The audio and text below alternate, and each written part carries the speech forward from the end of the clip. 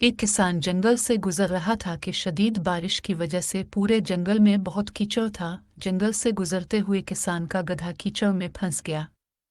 उसने गधे को कीचड़ से निकालने की तनतनहा बहुत कोशिश की, मगर सब रायगा गया। किसान को कुछ समझ नहीं आ रहा था कि वो क्या करे। कभी कभी जब इंसान को कुछ समझ नहीं आता तो वो अपना गुस्सा बिलावजा दूसरों पर निकालता है। इसी तरह सारी रात किसान परेशानी के आलम में सब जानने वालों को बुरा भला कहता रहा। इसकी जुबान से ना दुश्मन बचा, ना दोस्त और ना ही बादशाह, क्योंकि जंगल बादशाह की सल्तनत का हिस्सा था। इत्तेफाकना बादशाह का अपने गुलामों के साथ जंगल से गुजर हुआ। सब ने सुना कि एक किसान बादशाह को बुरा भला कह रहा है। खलीफ अचानक किसान की नज़र बादशाह पर पड़ी। वो बहुत परेशान हुआ कि बादशाह ने सब कुछ सुन लिया, अब इसका अंजाम बहुत बुरा होगा। इसी वक्त गुलामों ने बादशाह के कान भरना शुरू कर दिए।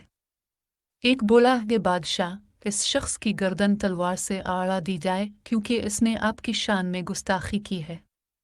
दूसरा गुलाम बोला, ये बादशाह, इसको कैद खाने में डाल दिया जाए, क्योंकि इसने न सिर्फ आपको बुरा भला कहा बल्कि आपके खानदान की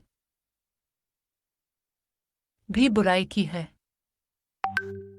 बादशाह ने मजबूर किसान की तरफ देखा, जिसका गधा कीचड़ में फंसा हुआ था। बादशाह को किसान की हालत पर रहम आ गया। इसने किसान की नामुनासिब बातों को मुआफ कर दिया और अपने गुस्से को पी गया। बादशाह ने किसान को इनामो इकराम से नवाजा और एक सफ़ेद घोड़ा भी इनाम में दिया।